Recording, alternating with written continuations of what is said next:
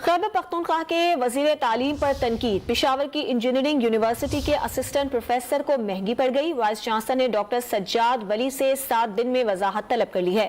اس پر update دیں گے Dawn news کے نمائندے سراج الدین سے۔ سراج، یہ معاملہ کیا ہے؟ کیوں ڈاکٹر سجاد سے وضاحت مانگی گئی ہے؟